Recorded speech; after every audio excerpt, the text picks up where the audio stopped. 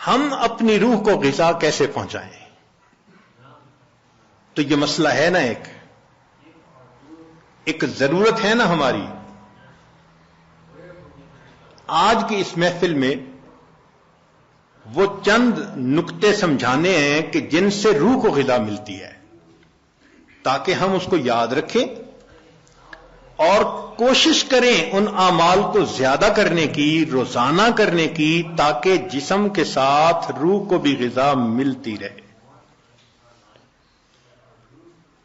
تو روح کی غذا اوپر سے آنے والے انوار و تجلیات ہیں. چنانچہ سب سے پہلی چیز جس کی وجہ سے انسان کی روح کو غذا ملتی ہے، قرآن عظیم الشان. قرآن مجید کا پڑھنا، قرآن مجید کا سننا، یہ انسان کی روح کو غذا پہنچاتا ہے. اور دلیل قرآن عظیم الشان میں سے وَإِذَا قُرِئَ الْقُرْآنُ فَاسْتَمِعُوا لَهُ وَأَنصِتُوا لَعَلَّكُمْ ترحمون. یہ ترحمون کا لفظ سند ہے، سٹیمپ لگ رہی ہے، رحمت برستی ہے. اور وہ رحمت جسم کی غذا نہیں ہے، وہ رحمت دل کی غذا ہے، روح کی غذا ہے. جس قرآن مجید کو سننے سے رحمت برستی ہے، اس کو پڑھنے سے کتنی رحمت برستی ہوگی. یہاں تو کہا نا کہ جب پڑھا جائے تو تم سنو تاکہ رحمت برسے. تو سننے والے پر رحمتیں برس رہی ہیں تو پڑھنے والے پر کیا رحمتیں برستی ہوں. تو اس کا مطلب یہ کہ ہم روزانہ فجر کی نماز پڑھا کریں، تو پھر سورہ یاسین پڑھا کریں، قرآن مجید پڑھا کریں، فوراً اپنی روح کو ناشتہ کروانے کی کوشش کیا کریں. اس لیے ابن تیمیہ رحمۃ اللہ علیہ فجر کے بعد اشراق تک مسجد میں بیٹھے رہتے تھے. لوگ کہتے تھے کیا وجہ ہے، آپ نے ناشتہ نہیں کرنا؟ تو وہ فرماتے تھے کہ تم اپنے جسموں کو ناشتہ کروا رہے ہو، میں بیٹھا اپنی روح کو ناشتہ کروا رہا ہوں. تو اس کا مطلب یہ کہ فجر کے بعد تلاوت کا کرنا، تسبیحات کا کرنا، ذکر کا کرنا، یہ انسان کے لیے باطنی غذا کا ذریعہ بنتا ہے. ہم میں سے کتنے ہوں گے جو اس کی باقاعدگی کرتے ہیں؟ الا ماشاء اللہ، معمولی نہیں. یعنی کھانے پینے کا تو معمول ہے، گھر کا بچہ بھی بتا دے گا اتنے بجے ناشتہ ہوتا ہے، اتنے بجے دوپہر کا کھانا اور اتنے بجے رات کا کھانا. لیکن روحانی غذا کا معمول ہی نہیں. تو معمول بنانا ضروری ہے. جتنے لوگ اولیاء بنے اس دنیا میں، یہ وہ لوگ تھے جو معمولات کرتے تھے باقاعدگی کے ساتھ، تب ان کو وہ نعمت ملی. اتفاقاً نہیں کوئی ولی بن جاتا، اس کے پیچھے محنت ہوتی ہے، تب اللہ کی رحمت متوجہ ہوتی ہے. تو معلوم ہوا کہ ہم تہجد میں اٹھیں، فجر سے پہلے یا فجر کے بعد اس نیت سے یہ اعمال کریں کہ یہ چیز ہمارے لیے روح کی غذا بنے گی.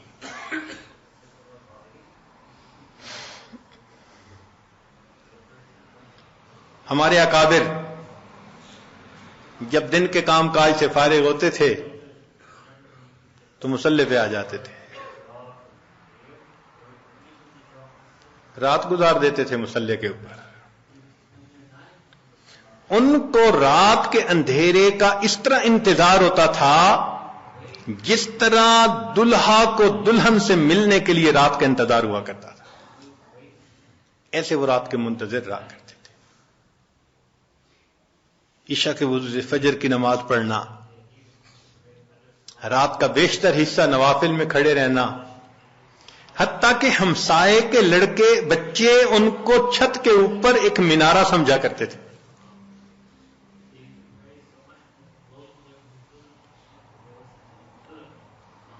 تو اتنا تو وہ اللہ کی یاد کیا کرتے تھے نا، قرآن پڑھا کرتے تھے. اور ہمارے قریب کے زمانے کے بزرگوں کا معمول ایک منزل روزانہ کا. اس عاجز کے والد صاحب حافظ نہیں تھے، مگر پوری زندگی ایک منزل روزانہ پڑھنا ان کا معمول تھا. ہم نے بچپن سے لے کے اپنے بال سفید ہونے تک اپنے والد کو ہر جمعرات کو ختم قرآن کرتے دیکھا ہے. ہر جمعرات کو ان کا ختم ہوتا تھا. ناظرہ پڑھتے تھے تو معمول تھے ان کے. ہم بھی سوچیں اس کے اوپر کہ ہمارا بھی کوئی دن قرآن مجید کی تلاوت کے بغیر نہ گزرے. زیادہ نہیں کر سکتے تو چلو تھوڑا صحیح، مگر کریں تو صحیح نا. یہ تو نہیں کہ کئی دن گزر جاتے ہیں قرآن مجید کئی گھروں میں کھولنے والا ایک بھی نہیں ہوتا. اخبار روز پڑھا جاتا ہے، ٹی وی روز دیکھا جاتا ہے، اور انٹرنیٹ کی مصیبت تو 24 گھنٹے کھلی رہتی ہے. اگر نہیں کھلتا اللہ کا قرآن تو اپنی روح کو غذا پہنچانے کے لیے ہمیں قرآن مجید کی تلاوت کا معمول روزانہ لازماً پورا کرنا چاہیے. بس یہ نیت کریں کہ ناشتہ چھوٹتا ہے تو چھوٹ جائے، قرآن مجید کا معمول نہ چھوٹے ہمارا. اس پابندی کے ساتھ اچھا صبح نہیں پڑھ سکے تو شام پڑھ لیں. نبی علیہ الصلوۃ والسلام کی تو ماشاءاللہ سنت ہی یہی ہے. کچھ صورتیں ہیں جو صبح پڑھنا مسنون ہے، کچھ ظہر کے بعد، کچھ مغرب کے بعد، کچھ عشاء کے بعد سونے سے پہلے. حدیث پاک میں آتا ہے نبی علیہ السلام سونے سے پہلے سورہ ملک پڑھا کرتے تھے. یہ کیا چیز تھی؟ جیسے آپ کچھ دیر کے بعد نا کینڈی کھا رہے ہوتے ہیں، بسکٹ کھا رہے ہوتے ہیں، فلاں چیز کھا، یہ اسی طرح ہے کہ معمول ساتھ ساتھ چلتا رہتا ہے، روح کو غذا ملتی رہتی ہے. تو جتنی مسنون صورتیں ہیں یاد کریں اور ان کو دن کے مختلف اوقات میں پڑھنے کی عادت بنا لیں، از خود غذا ملتی جائے گی.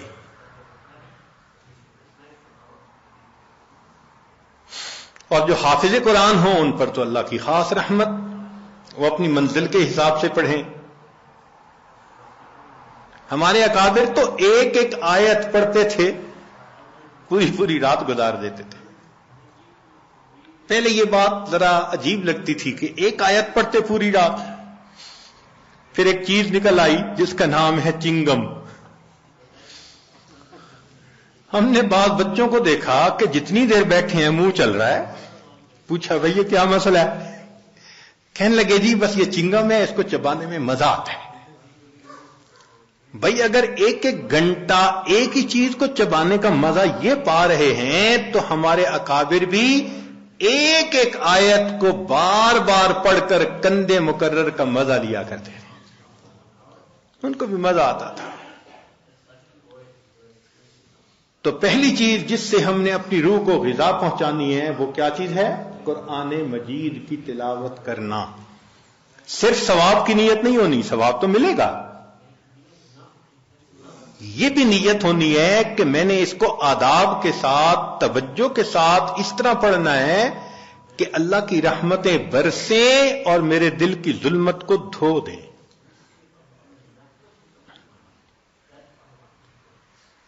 دوسری چیز جس سے کہ انسان کے اوپر اللہ کی رحمت برستی ہے اس کو کہتے ہیں استغفار. استغفر اللہ ربی من کل ذنب واتوب الیہ. قرآن مجید میں اللہ رب العزت نے حکم فرمایا واستغفر اللہ، استغفار کرو. ہمارے اکابر یہ معمول بتاتے ہیں روزانہ، استغفر اللہ ربی من کل ذنب واتوب الیہ. اس کو دن میں کم از کم 100 مرتبہ صبح، 100 مرتبہ شام.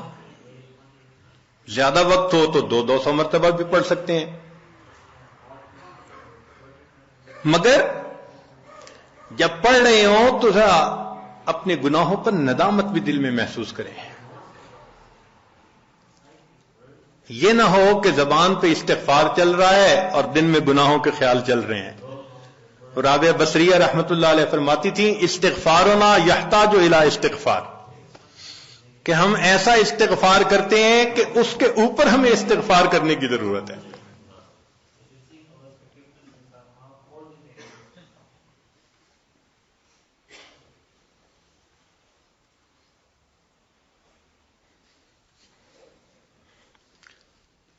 سبح برکف توبہ برلب دل پر از لطف گناہ. ہاتھ میں تسبیح، زبان پہ توبہ اور دل گناہ کی لذت میں پڑا ہوا ہے. معصیت را خن میں آیت بر استغفار ما، میرے استغفار کے اوپر تو گناہ بھی کھڑا ہنس رہا ہے. تو ایسا استغفار نہ ہو. صحیح ندامت کے ساتھ ہم استغفار پڑھیں تو اللہ تعالی کی رحمت برسے گی. دلیل قرآن عظیم الشان، بات پکی. اللہ رب العزت شاد فرماتے ہیں لولا تستغفرون اللہ لعلکم ترحمون. قرآن کی آیت. اگر یہ استغفار کرتے تو کیا ہوتا؟ اللہ تعالی رحمت برساتے. تو اس کا مطلب ہے یہ گارنٹیڈ بات ہے کہ استغفار کرنے سے اللہ تعالی کی رحمت برستی ہے، انسان کے روح کو غذا ملتی ہے.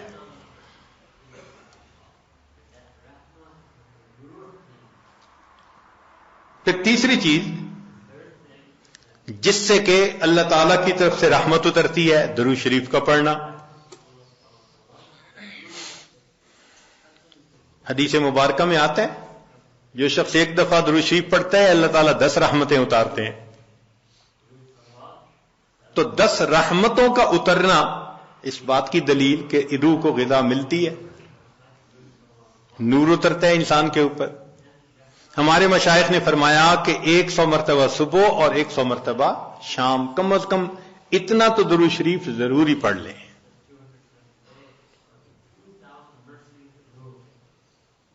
ایک صحابی رضی اللہ عنہ پوچھتے ہیں اللہ کے نبی صلی اللہ علیہ وسلم میں کتنا درود شریف پڑھوں؟ فرمایا زیادہ پڑھ، چوتھائی حصہ. زیادہ پڑھو گے تو فائدہ زیادہ. اللہ کے نبی صلی اللہ علیہ وسلم آدھا حصہ. بھائی زیادہ پڑھو گے تو زیادہ فائدہ. 3 حصے. فرمایا اور زیادہ، تو 4 حصے. جب انہوں نے کہا کہ میں پورا وقت درود شریف پڑھنے میں لگا دوں گا، نبی اسلام نے فرمایا اذن یغفر لک ذنبک، تیرے گناہوں کو بخش دیا جائے گا اور تیرے غموں کو تیرے سر سے اتار دیا جائے گا.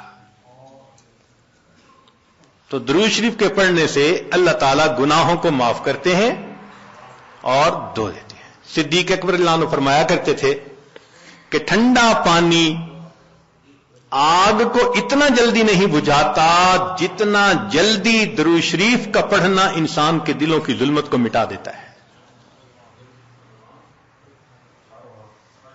سیدنا علی رضی اللہ عنہ فرمایا کرتے تھے کہ اگر اللہ تعالیٰ اور اس کے رسول صلی اللہ علیہ وسلم نے تسبیح، تکبیر، تحمید، تحلیل ان کے فضائل نہ بتائے ہوتے تو میں اپنا پورا وقت درود شریف کے پڑھنے میں گزار دیتا. تو ہم بھی درود شریف پڑھیں کم از کم 100 مرتبہ صبح اور 1 مرتبہ شام. اس سے کیا ہوگا کہ دل کو غذا پہنچ جائے گی. چوتھی چیز اللہ کا ذکر کرنا، ذکر لسانی یا ذکر قلبی جیسا بھی معمول ہو. ذکر کے کرنے سے اللہ تعالی کی رحمت اترتی ہے. اور حدیث پاک سے دلیل نزلت علیہم السکینہ، ان کو رحمت ڈھانپ لیتی ہے. ملائکہ آ جاتے ہیں ان کے اوپر. یہاں لوگ مل بیٹھتے ہیں مختلف جگہوں سے آئے ہوئے اللہ کو یاد کرنے کے لیے. تو ذکر کرنے سے سکینہ کا نازل ہونا بھی اس بات کی دلیل کہ انسان کے دل کو غذا ملتی ہے. ذکر سے ذات کی محبت بھی پیدا ہوتی ہے. جتنا جس چیز کا تذکرہ زیادہ کریں اتنا اس سے محبت ہوتی ہے. تو کثرت ذکر کا حکم اس لیے کہ اس سے اللہ رب العزت کی محبت انسان کے دل میں بڑھتی ہے. یہ نغمہ فصل گل و لالا کا نہیں پابند، بہار ہو کے خزاں لا الہ الا اللہ. ہمیشہ ذکر کرنا ہے، ہر وقت کرنا ہے. موسموں کے بدلنے کا اس پہ اثر نہیں ہوتا. اس لیے ہمارے اکابر صبح شام کا کچھ وقت تھا جس میں تنہائی میں بیٹھ کے اللہ کا ذکر کثرت کے ساتھ کیا کرتے تھے.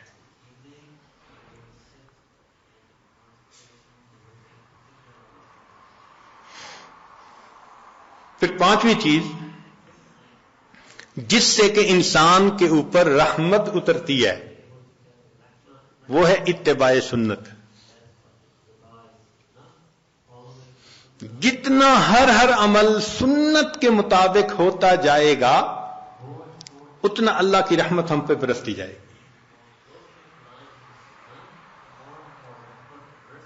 گی. جتنا ہر عمل سنت کے مطابق. اس لیے ہمارے سلسلہ عالیہ نقشبندیہ میں بیعت ہونے کے بعد پہلا کام یہی بتاتے ہیں، ہر کام کو سنت کے مطابق کرنا ہے. سر کے بالوں سے لے کے پاؤں کے ناخنوں تک اپنے آپ کو سنت کے مطابق ڈھالنا ہے. کیوں؟ ایک تو اجر ہے، ایک قرب ہے، اللہ کی محبوبیت ملتی ہے، اور تیسرا یہ چیز انسان کے روح کی غذا بھی ہے. دلیل قرآن عظیم الشان میں سے ارشاد فرمایا اطیعوا اللہ والرسول لعلکم ترحمون. اللہ اور اس کے رسول کی اطاعت کرو تو کیا ہوگا؟ تمہارے اوپر رحمت برسے گی. تو اتباع سنت سے بھی انسان پر رحمت برستی ہے.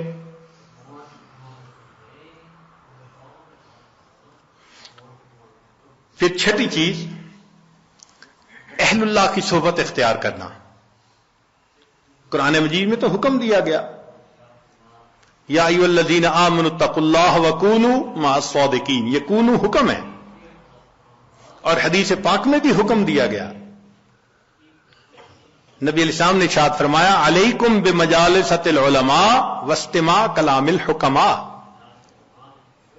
فإن اللہ تعالی یحیی القلب المیت بنور الحکمہ کما یحیی الارض المیت بماء المطر. کہ جس طرح بارش کے اترنے سے اللہ مردہ زمین کو زندہ کر دیتے ہیں، اسی طرح اہل اللہ کی حکمت بھری باتوں سے اللہ دلوں کو زندہ فرما دیتے ہیں. تو دلوں کو غذا کا ملنا حدیث سے ثابت.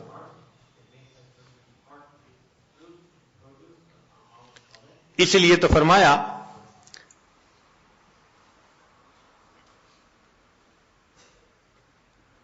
کہ انسان کہیں نہ کہیں اپنا تعلق جوڑے.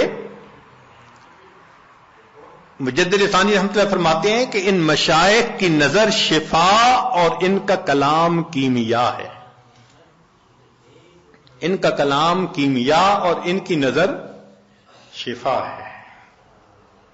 ہے وہی تیرے زمانے کا امام برحق، ہے وہی تیرے زمانے کا امام برحق جو تجھے حاضر و موجود سے بیزار کرے، دے کے احساس زیاں تیرا لہو گرما دے، فقر کی شان چڑھا کر تجھے تلوار کرے. تو یہ مشائخ کی صحبت میں اسی معلوم رحمت اللہ فرماتے ہیں گر تو سنگے خارہ مرمر شوی چوب صاحب دل رسی گوہر شوی.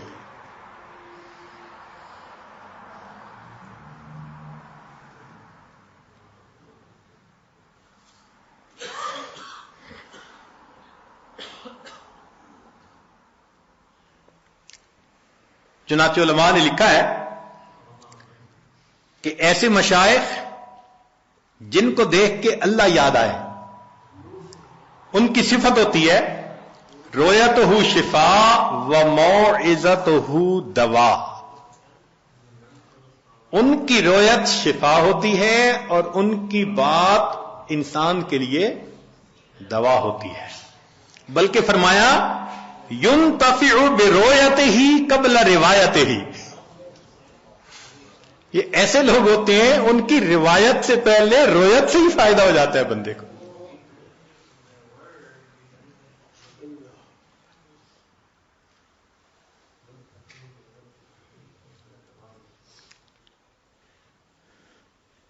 ساتویں چیز جس سے کہ انسان کے دل پر نور اترتا ہے وہ ہے تقوی کو اختیار کرنا. اس لیے ہمارے مشائخ جہاں اتباع سنت کا تلقین کرتے ہیں وہاں ساتھ گناہوں سے بچنے کا بھی حکم دیتے ہیں. بھئی گناہوں سے اپنے آپ کو بچاؤ, اور گناہوں سے بچنا, مشتبہات سے بچنا, اسی کا نام تقوی ہے. جتنا تقوی اختیار کریں گے اتنا اللہ کی رحمت برسے گی. جی, تقوی اختیار کرنے سے بھی رحمت برستی ہے. وہ کیسے؟ دلیل قرآن عظیم الشان. قرآن مجید کی آیت ہے, اللہ ارشاد فرماتے ہیں واتقوا اللہ لعلکم ترحمون. تم تقوی اختیار کرو تم پر رحمتیں برسائی جائیں گی.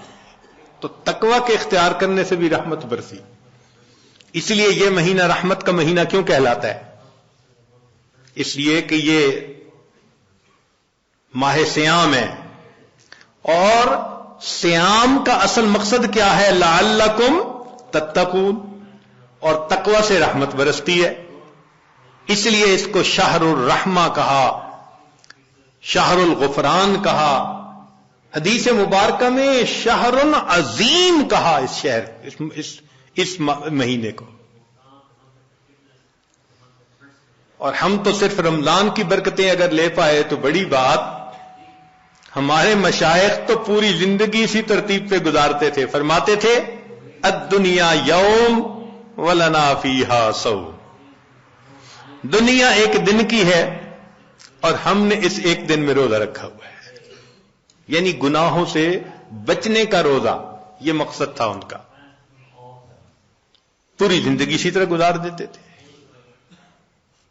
اس لیے فرمایا للصائم فرحتان, روزہ دار کے لیے دو خوشیاں ہوتی ہیں. فرحت عند الافطار, ایک تو افطار کے وقت خوشی, وفرحت عند لقاء الرحمن, جب رحمان سے ملیں گے اس وقت بھی خوشی ہوگی. اس لیے یہ رمضان کا مہینہ انسان کے دل کو منور کر دیتا ہے.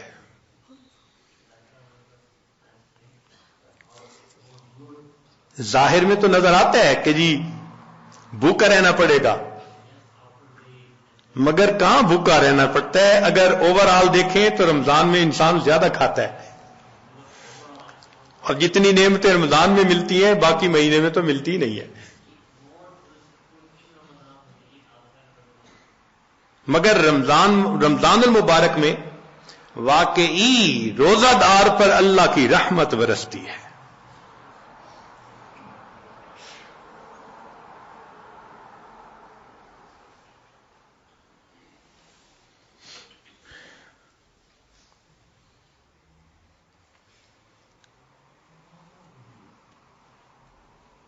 پھر نویں چیز کہ انسان اللہ رب العزت سے دعا بھی مانگے. یہ اعمال بھی کرے اور ان اعمال کو کر کے اللہ تعالی سے دعا بھی مانگے. اے اللہ میرے دل کو منور فرما دیجئے, میرے دل کو غذا پہنچا دیجئے, میری روح کو منور کر دیجئے. اور یہ چیز حدیث پاک سے ثابت ہے.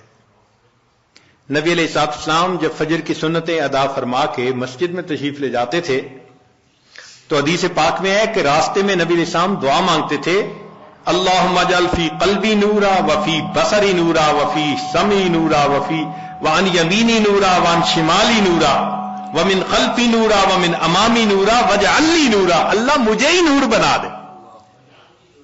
اب یہ دیکھیے کتنی اہم بات ہے. ہم میں سے کتنوں کا معمول ہے اس دعا کو پڑھنا؟ اللہ ماشاء اللہ بہت کم لوگ ہوں گے جو باقاعدہ پڑھتے ہوں گے. اللہ کے حبیب صلی اللہ علیہ وسلم نے تو ہمارے لیے یہ دعا سکھائی ہمیں.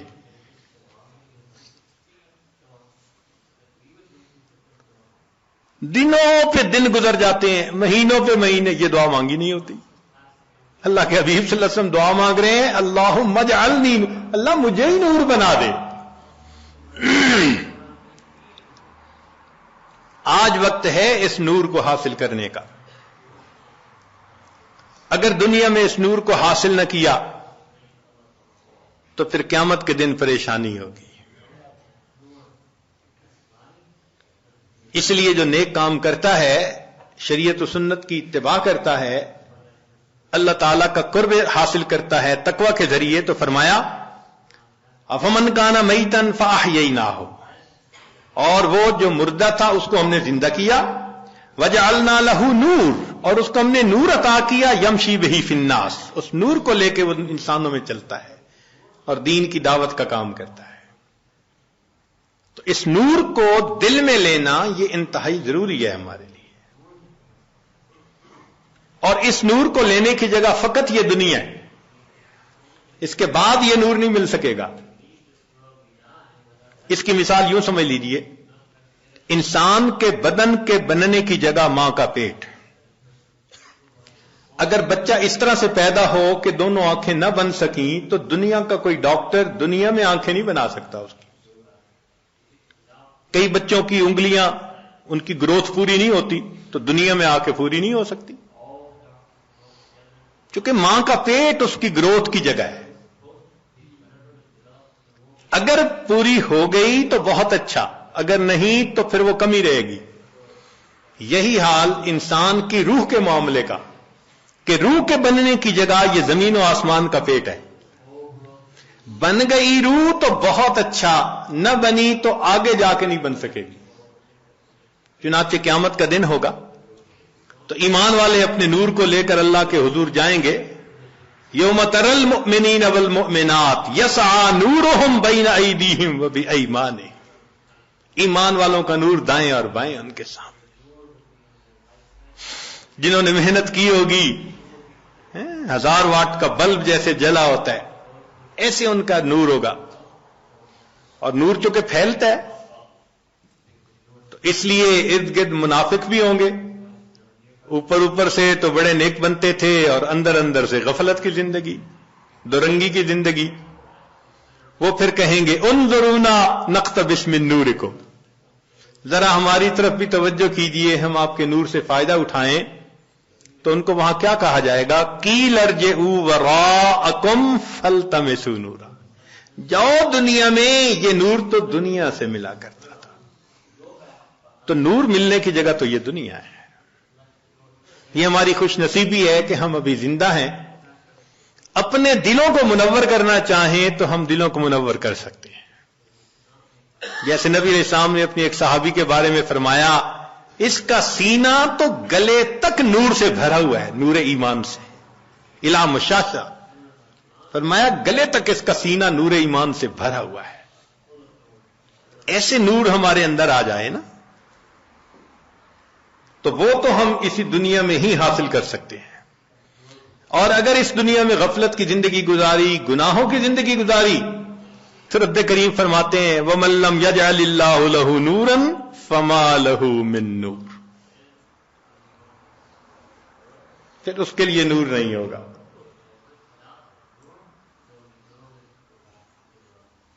تو ہم یہاں پر اعتکاف کے لیے جو حاضر ہوئے تو بدن کو غذا پہنچانے کے لیے نہیں.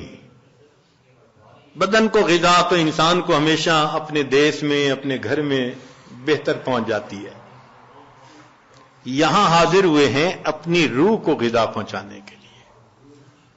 تو آج اس عنوان کو اس لیے ذرا کھولا کہ ہمیں یہاں اعتکاف میں بیٹھنے کا مقصد واضح ہو جائے کہ ہم نے کچھ اعمال کرنے ہیں، پھر اللہ سے مانگنا ہے، اور اس اعتکاف کے دوران اپنے دل کے نور کی اس کمی کو ہم نے پورا کرنا ہے.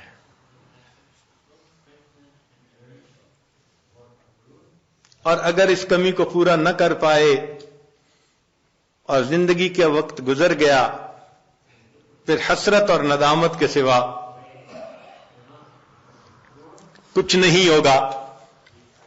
ذرا سوچئے تو صحیح، قیامت کا وہ دن ہوگا جب انسان روشنی کو تلاش کرتا پھر رہا ہوگا اور اندھیرا ہوگا چاروں طرف.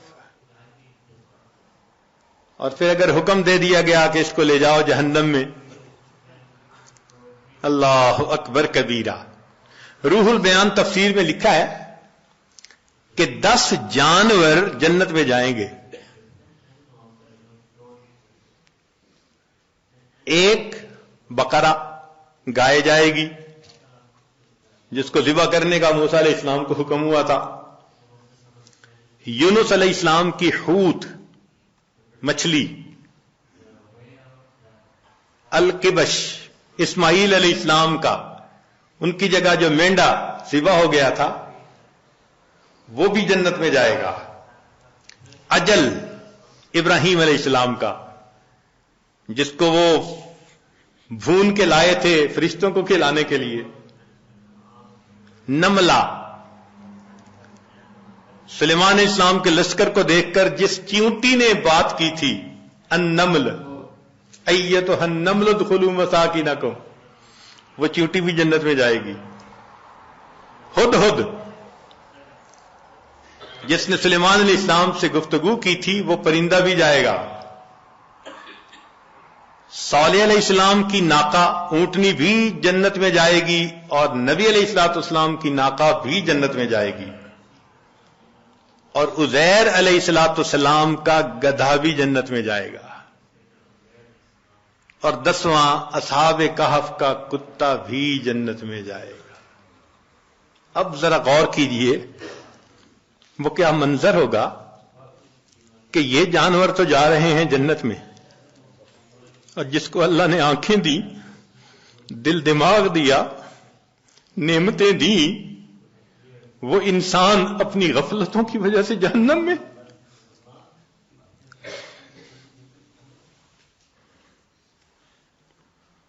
اگر اس وقت گدھے نے یہ کہہ دیا، اے انسان تو مجھے بے وقوف سمجھتا تھا نا، گالی بھی دینی ہوتی تھی کسی کو بے وقوفی کی تو گدھا کہتا تھا، آج وہ بے وقوف تو جا رہا ہے جنت میں، تو کہاں کا عقل مند نکل آیا کہ تو جہنم میں.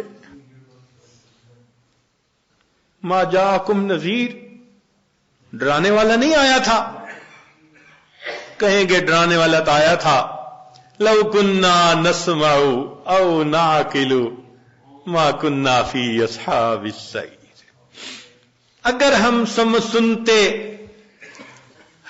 اور ہماری عقل کی رتی ہوتی ہمارے پاس تو ہم پھر جہنم میں نہ جاتے. اس کا مطلب یہ کہ ہم سنتے نہیں، سوچتے نہیں. اور گدھے کی بات تو ایک طرف رکھ دیں، اگر اصحاب کہف کے کتے نے اس وقت کہہ دیا کہ تم تو مجھے ذلت کی نظر سے دیکھتے تھے نا، اور میرا نام تو گالی تھا نا، اور میری حالت تو یہ تھی تم خشک ٹکڑا کھلاتے تھے، میں تمہارا در نہیں چھوڑتا تھا، اور تمہیں جو پروردگار روز نعمتیں کھلاتا تھا تمہیں اس کا در یاد نہیں آتا تھا. میں ایک روٹی کی خاطر تمہارے گھر کا ساری رات جاگ کے پہرا دیتا تھا، اور تم اپنے رب کی عبادت کے لیے رات کو 2 نفل پڑھ نہیں سکتے تھے. کتا جنت میں جا رہا ہوگا، اور یہ حضرت انسان غفلت کی زندگی گزارنے کے بعد جہنم میں جا. چہ جائے کہ وہ وقت آئے جب انسان حسرت کرے اور اس کا علاج کوئی نہ ہو. ہمیں چاہیے کہ آج ہم اس کی حقیقت کو سمجھیں، اور جس طرح روح کو اپنے جسم کو غذا پہنچانے کے لیے فکر مند ہیں، ہم اپنی روح کو بھی غذا پہنچانے کے لیے فکر مند ہو جائیں. چنانچہ یہ 10 دن کا قیام یہ بہت فکر مند ہو کے گزارنے کی بات ہے. باتیں کرنے نہیں آئے، قصے کہانیاں کرنے نہیں آئے، حال احوال سننے نہیں آئے، بہت سنتے رہتے ہیں. ہاں اللہ کو منانے کے لیے آئے ہیں. جو گناہوں کے اثرات دل پر ہم آج تک لگا بیٹھے ان کو دھلوانے کے لیے آئے. تو اس کا طریقہ یہ ہے کہ جب اجتماعی عمل ہوں تو اس میں جڑیں، جب انفرادی عمل ہو تو اپنے وقت پہ انفرادی عمل کریں، لیکن ہر بندے کو ایک فکر لگی ہوئی ہو، ایک ایک منٹ کو آپ کیش کروانے کی کوشش کریں۔ مسافر کی دعائیں بھی قبول ہوتی ہیں اور مسافر پر اللہ کی رحمت بھی ہوتی ہے۔ تو اعتکاف میں آنے والے مسافر بھی ہیں، اور جب ایک جگہ پر ہوں اور سب اللہ کے حضور متوجہ ہوں تو اللہ کی رحمتیں اور زیادہ متوجہ ہوتی ہیں۔ حدیث پاک میں ہے نا، من بلاد شتّا و قبائل شتّا، مختلف شہروں سے مختلف قبیلوں کے لوگ جب ایک جگہ آ کر اکٹھے ہوتے ہیں اللہ رب العزت کو یاد کرنے کے لیے، تو فرشتے اتنا اترتے ہیں کہ آسمان تک ان کا تانتا بند جاتا ہے، اور رب کریم اتنا خوش ہوتے ہیں ان سے کہ جب فرشتے واپس جاتے ہیں تو ان سے کارگزاری سنتے ہیں، تم نے میرے بندوں کو کس حال میں پایا۔ وہ تو جانتے ہیں مگر ان سے کہلوانا چاہتے ہیں، اور بالآخر فرماتے ہیں کہ اچھا ان کو کہہ دو کہ یہ بخشے بخشائے اپنے گھروں کو چلے جائیں، میں نے ان کے گناہوں کو ان کی نیکیوں میں تبدیل فرما۔ یا اللہ، کچھ تو وہ بھی تھے راستہ گزرنے والے ویسے ہی کھڑے ہو گئے تھے۔ رب کریم اتنا خوش ہوتے ہیں کہ فرماتے ہیں اچھا ہم قوم لا یشقا جلیس، ایسے لوگ ہیں ان کے پاس بیٹھنے والا بدبخت نہیں ہوتا۔ تو جب پاس بیٹھنے والا بدبخت نہیں ہوتا تو جو خود اس قوم میں شامل ہوں وہ کیسے بدبخت ہو سکیں گے؟ اور ہمارے مشائخ نے لکھا کہ بدبخت وہ ہوتا ہے جو ایمان کے بغیر دنیا سے چلا جائے۔ تو یہ حدیث پاک اشارہ کر رہی ہے کہ ایسی محفلوں میں بیٹھنے والا بندہ بالآخر دنیا میں ایمان کی سلامتی کے ساتھ چلا جاتا ہے۔ تو ان محفلوں کی قدر کریں، فکر کریں، اپنے سیل فون کو یا تو سائلنٹ کر دیں یا بند ہی کر دیں 10 دن کے لیے۔ یہاں گھنٹی کی آواز نہ سنائی دے، بات کی آواز نہ سنائی دے۔ جب نہیں تھے یہ سیل فون، دنیا کے کام کاروبار پھر بھی چلتے تھے۔ 10 دن کے لیے بند ہو جائے گا، کام کاروبار پھر بھی چلیں گے۔ نہ آسمان پہلے گرا تھا نہ اب گرے گا، تو اتنا اہم نہ اس کو بنائیں۔ اب اس کو ایک طرف کر کے تلاوت میں لگے ہوں، تسبیحات میں لگے ہوں، نمازوں میں لگے ہوں، دعا میں لگے ہوں، اجتماعی عمل میں، بس ان اعمال میں، قرآن مجید کی تلاوت میں آپ لگے رہیں۔ اللہ تعالی ہم میں سے کسی کی عاجزی کو تو قبول فرما لیں گے نا۔ آخر اتنے لوگ جو ہیں کتنے ٹوٹے دلوں کے ساتھ یہاں پہنچے ہیں اور کتنے مجاہدوں کے ساتھ پہنچے ہیں۔ انتظام نہیں تھے، مشکل سے انتظام ہوا، چھٹیاں نہیں ملتی تھی، دعائیں مانگ مانگ کے چھٹیاں لی، کیسی کیسی کوشش کے بعد بالآخر یہاں پہنچے۔ اللہ تعالیٰ قدردان ہے، وہ یقیناً آنے کی قدر فرمائیں گے۔ تو ہم اپنے اس وقت میں اللہ تعالیٰ کی رحمت کو اپنی طرف متوجہ کریں۔ پروردگار عالم ہمارے گناہوں کو معاف فرمائے اور ہمارے اس 10 دن کو ہمارے لیے اپنے قرب کا ذریعہ بنائے۔ وآخر دعوانا ان الحمد للہ رب العالمین۔